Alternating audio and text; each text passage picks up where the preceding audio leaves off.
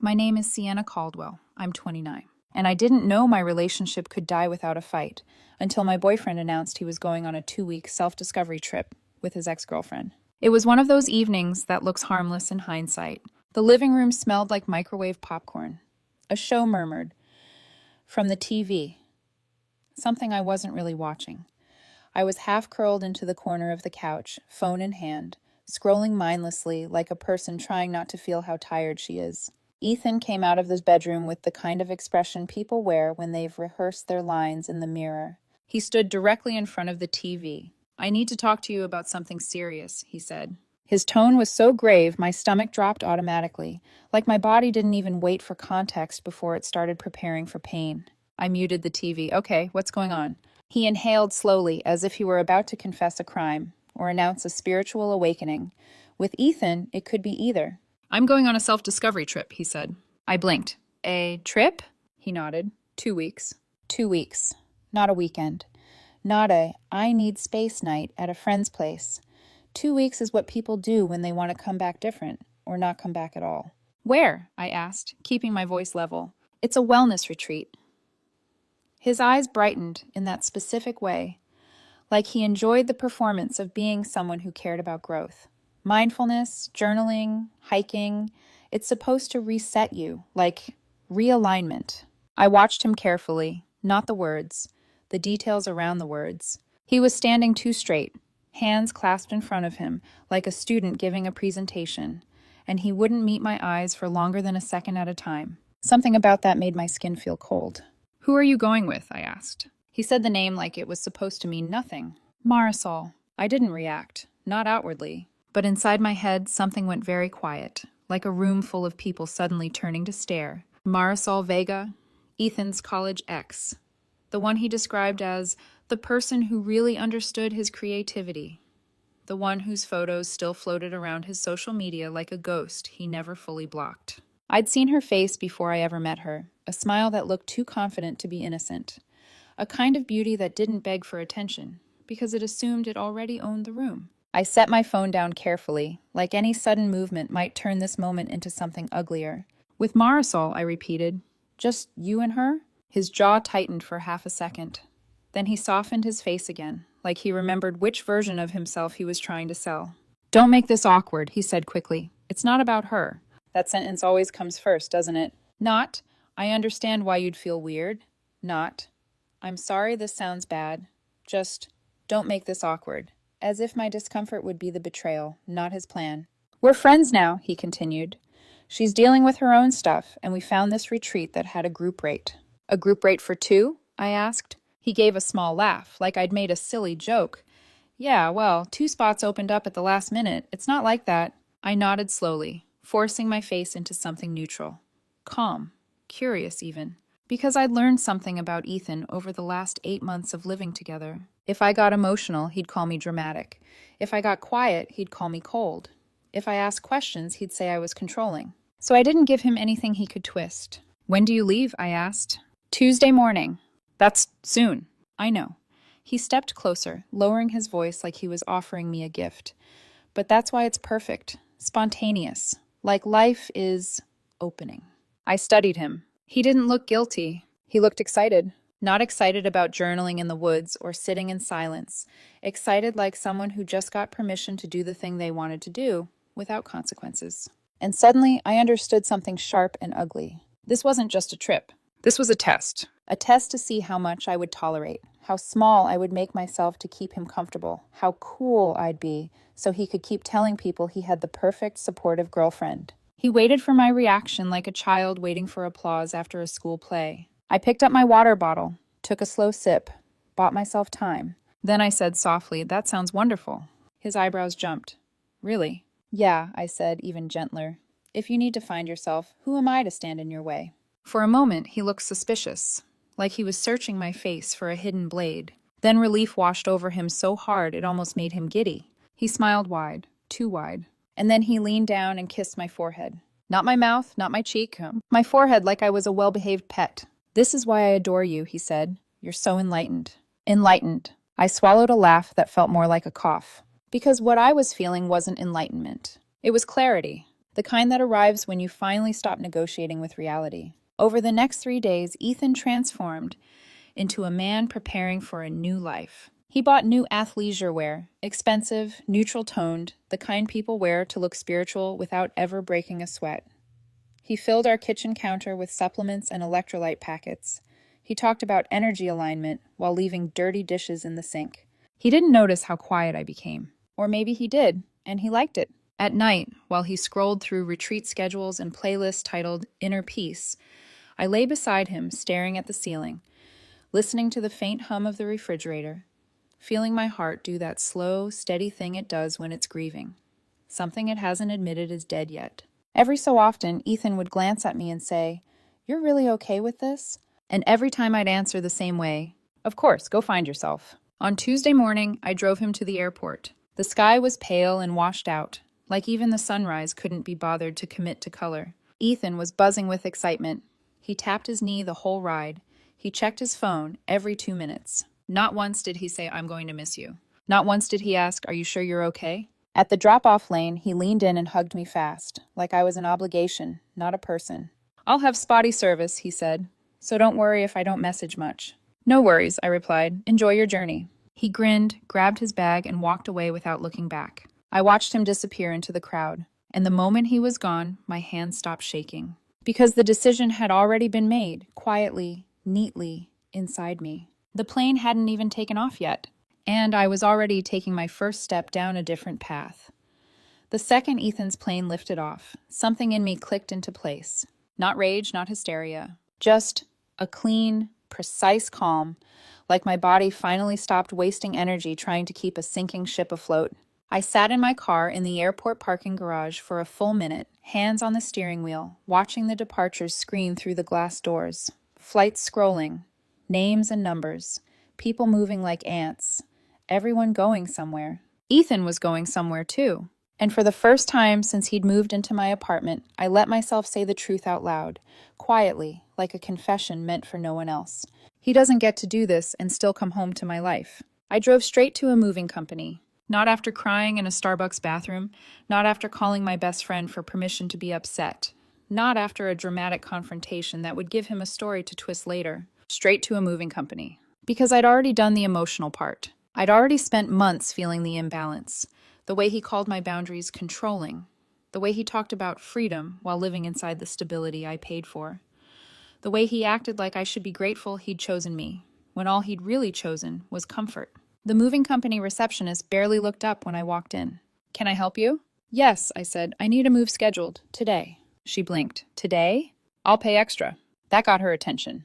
While she typed, I felt my phone buzz in my purse. A text from Ethan. "Boarding now, so proud of us for being evolved." I stared at it for half a beat. Then I slid my phone face down on the counter and signed the papers. Evolved. Sure, if evolution meant finally developing a spine. Here's what Ethan didn't know, what he never bothered to know, because he lived in a world where things just magically worked out for him. His name was never on the lease. He moved in 8 months ago, sliding into my space the way some people slide into conversations, assuming they belong there because no one has told them otherwise. I'd meant to add him, I really had. At first I thought it was romantic, like we were building something. But then it was always next week.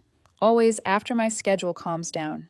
Always some excuse wrapped in charm. And in the end, I'm glad I never did. Because legally, the apartment was mine.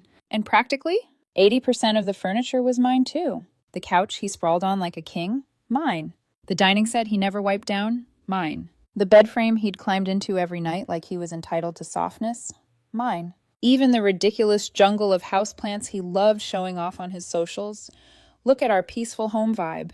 I'd paid for almost all of them. Including the big fiddle leaf fig he named Zenith, like he was the one who kept it alive. I drove home, walked into the apartment, and for a moment the air felt different, as if it knew. The place looked exactly the same. But I didn't. I didn't hesitate. I didn't stand in the hallway mourning a version of myself that would have begged him to choose me. Instead, I went straight to the closet and pulled out the folder I kept on the top shelf. Lease, utility bills, receipts, documents, the boring stuff. The stuff you don't think about until your life becomes a legal situation. I opened my laptop at the kitchen table and pulled up my email. 3 days earlier, while Ethan was out cleansing his spirit at some trendy wellness cafe, I'd signed a new lease. Not impulsively. Not after he announced the trip. After. Because I didn't decide in one moment. I decided slowly, in pieces. I decided when he made jokes about my job being corporate slavery while using my credit card for groceries. I decided when he started saying things like, "You're lucky I'm the kind of man who values growth."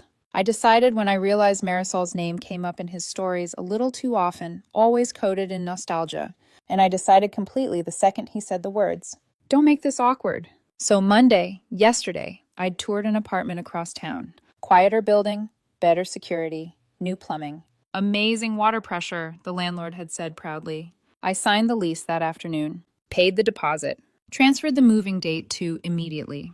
Now it was Tuesday, and Ethan was in the air. I stood in the middle of the living room, hands on my hips, letting my eyes skim every object, like I was taking inventory of what belonged to me versus what belonged to a man who thought love was a place he could store his ego. Then I started.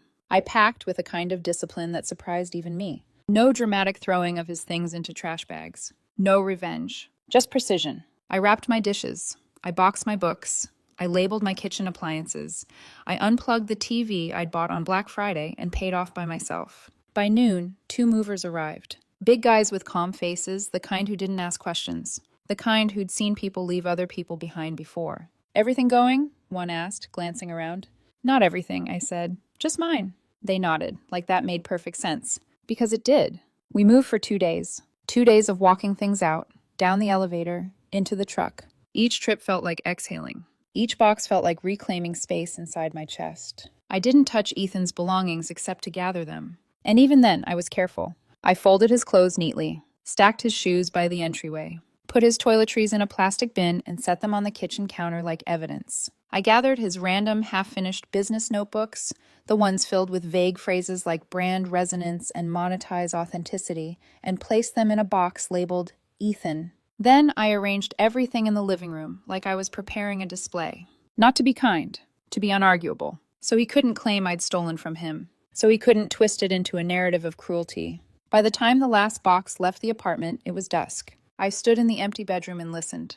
No TV, no scrolling, no Ethan's voice explaining why his needs were bigger than mine. Just silence. It didn't feel lonely. It felt clean. I left the utilities on. Not because he deserved comfort, but because I refused to be the villain he wanted. He could come home to lights and water. He could take showers and charge his phone and panic in a well-lit space. I wasn't cruel. I was done. The note was the last thing. I sat at the kitchen counter with a pen, staring at a blank sheet of paper like it was a stage. What do you write to someone who thinks you're an accessory? What do you say to a man who will spin anything you say into a weapon? So I didn't write a speech. I wrote a verdict. Ethan, I embarked on my own self-discovery.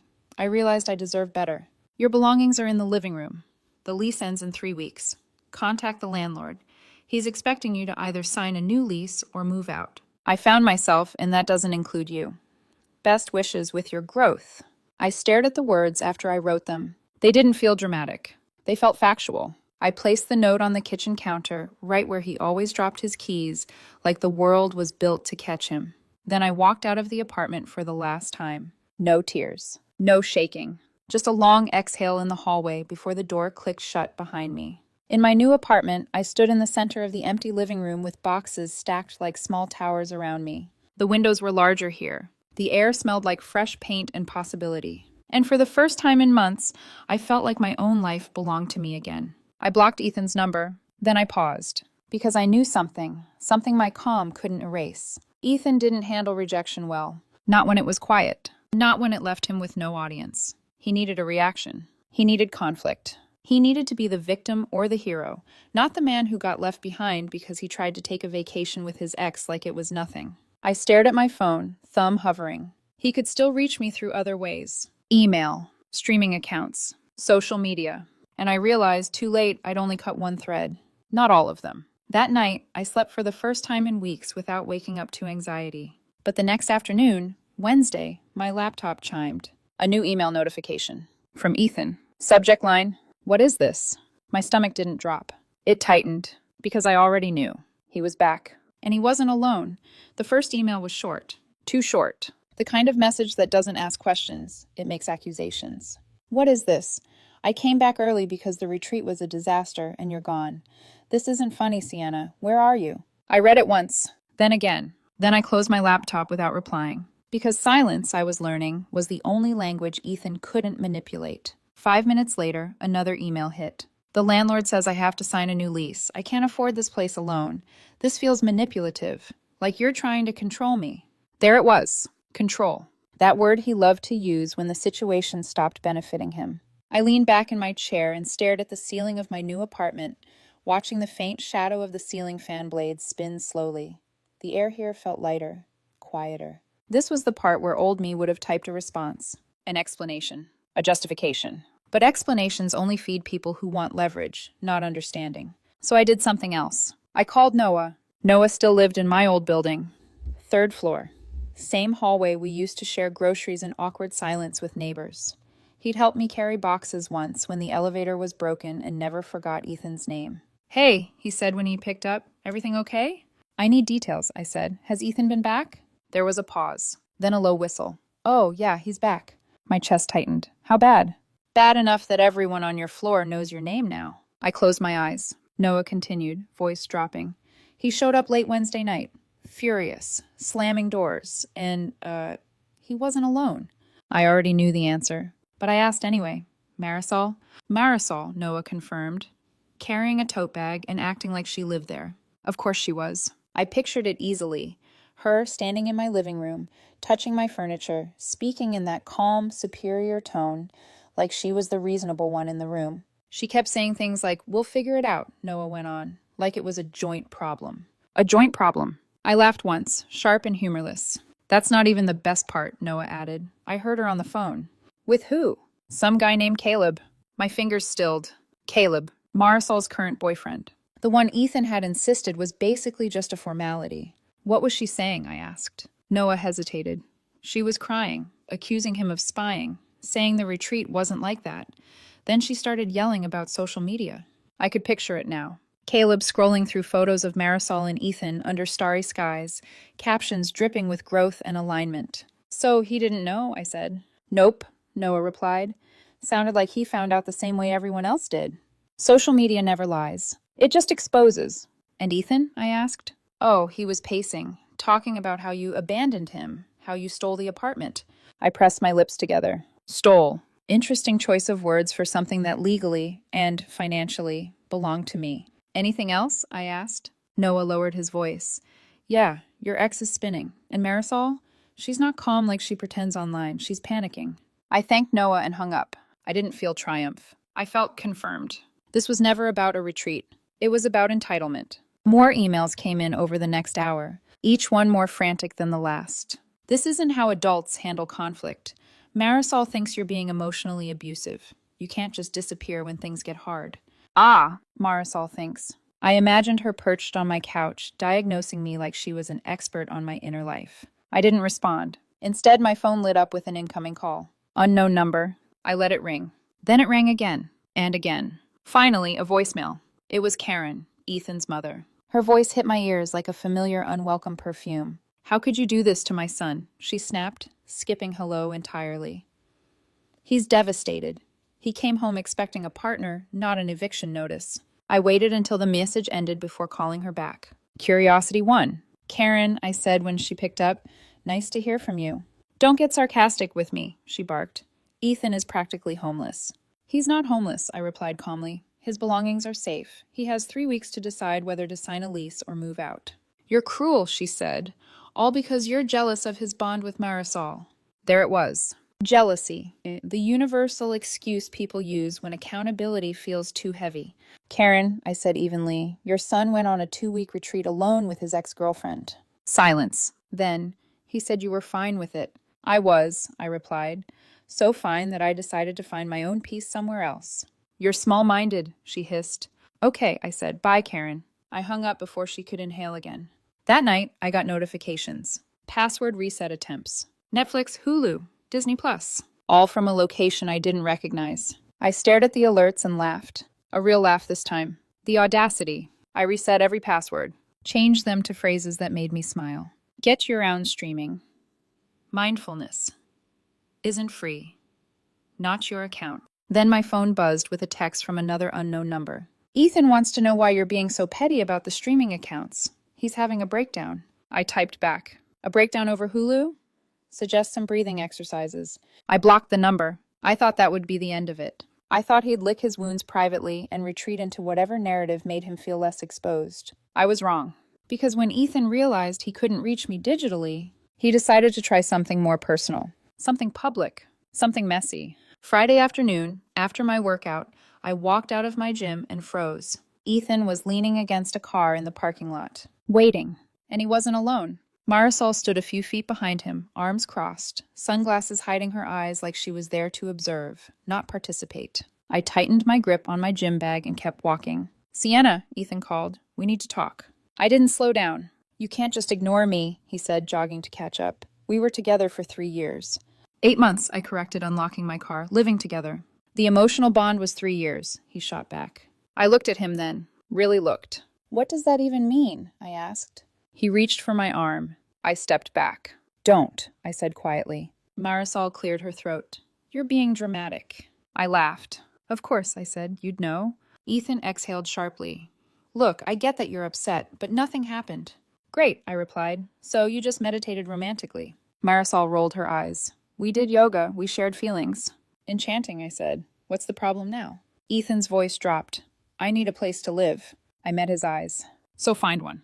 I can't afford anything, he snapped. You know I'm between jobs. Between jobs for 6 months. Between ambitions. Between realities. That's not my problem anymore, I said. Marisol stepped forward. If you ever cared about him, you'd help.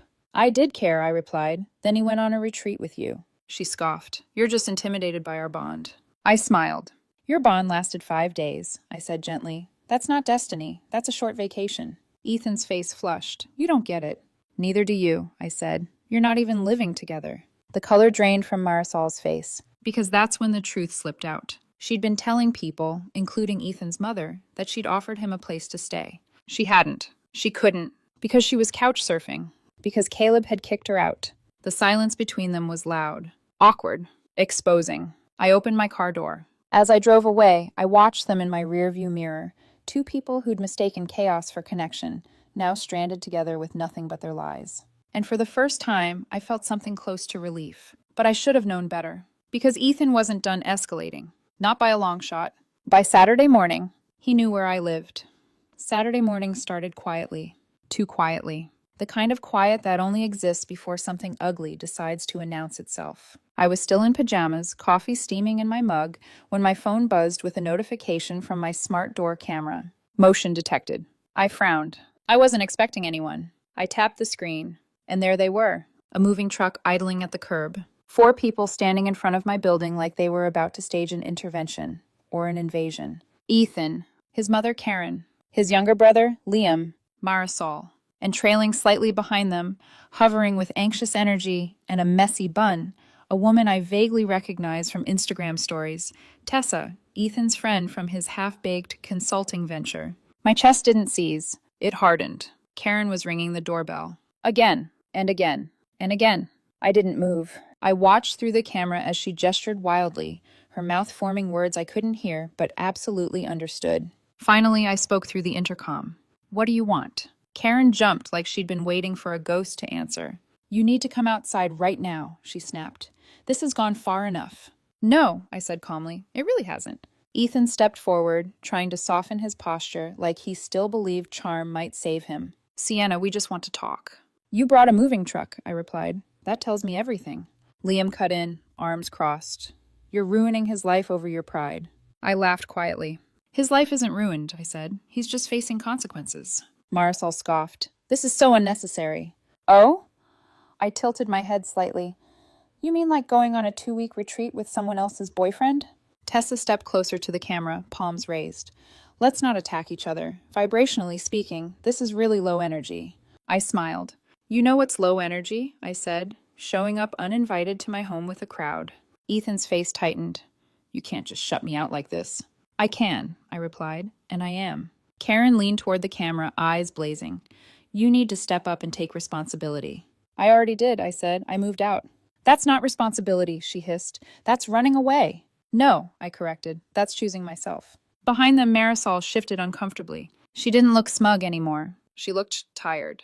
Ethan glanced back at her, then at the moving truck. This was your idea, he muttered. Her eyes flashed. You said she'd talk. I watched the blame bounce between them like a live wire. Then Ethan snapped. He walked up to my door and tried the handle. The camera caught everything. Don't, I said sharply. If you touch that door again, I'm calling the police. He froze. Karen gasped. You wouldn't. I absolutely would, I replied, and I'm documenting everything. That word documenting changed the air. Ethan stepped back. Karen grabbed his arm. Liam swore under his breath. Within minutes, they retreated, muttering, glaring, defeated. The moving truck pulled away. I stood in my kitchen, hands steady, heart pounding in a way that felt more alive than afraid. I thought that was the worst of it. I was wrong. That night, at 10:17 p.m., my laptop chimed. A new email from Ethan. Subject line, business opportunity. I opened it. I shouldn't have. But curiosity is a powerful drug. The email was unreal. He was pitching me an investment. 10% equity in his mindful consulting brand. The amount he wanted? Exactly 3 months' rent from the old apartment. The business plan was 2 sentences long. We help people align purpose with profit. Your support allows me to create without housing stress. I stared at the screen, stunned into silence. This wasn't desperation. This was entitlement, stripped naked. I forwarded the email to Noah. His reply came back in under a minute. Is he serious? I didn't answer, because Sunday morning brought something worse. I woke up to my phone vibrating nonstop. Texts, emails, missed calls, then a message from my boss. Hey, is everything okay? Your ex just emailed me about funding a mindful venture. My stomach dropped. I opened LinkedIn, and there it was. Ethan had messaged everyone. My colleagues, my former clients, a professor who once wrote me a recommendation letter, even a recruiter I hadn't spoken to in years. Hi, despite personal challenges, I'm raising funds for a purpose-driven business. I noticed you're connected to my ex, Sienna. He was using my name, my reputation, my network, to sell a fantasy. I felt something shift inside me, not panic. Resolve. Because this wasn't about heartbreak anymore. This was about protection. By Monday morning, Ethan had gone further. He launched a crowdfunding campaign. Help a visionary entrepreneur escape emotional abuse. I read the description with numb disbelief. I'd financially controlled him, isolated him, sabotaged his growth, abandoned him during a mental health crisis. The crisis being consequences. Goal, $25,000. Raised, $41. All from Karen. Then my phone rang. Unknown number, I answered. It was Ethan. Sienna, he said, voice hoarse. Real talk. Things are spiraling. You don't say. I'm staying with Liam, but he's about to kick me out, he rushed on. Marisol's energy is unstable. She thinks you're sabotaging her aura. I closed my eyes. This is not my problem, I said.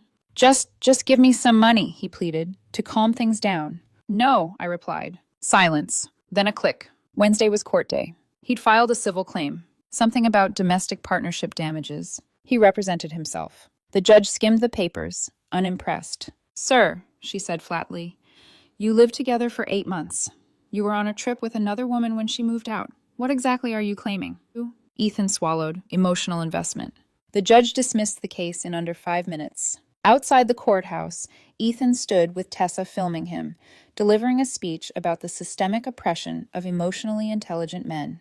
The video got 12 views. 10 of them were Karen's accounts. By Thursday morning, my phone rang again. It was the landlord. Sienna, he said, exhausted. Your ex is trying to squat in the apartment. My pulse spiked. What? He changed the locks, printed a fake lease, misspelled his own name. I closed my eyes. I left the utilities on, I said slowly. They're still in my name. There was a pause. Then the landlord exhaled.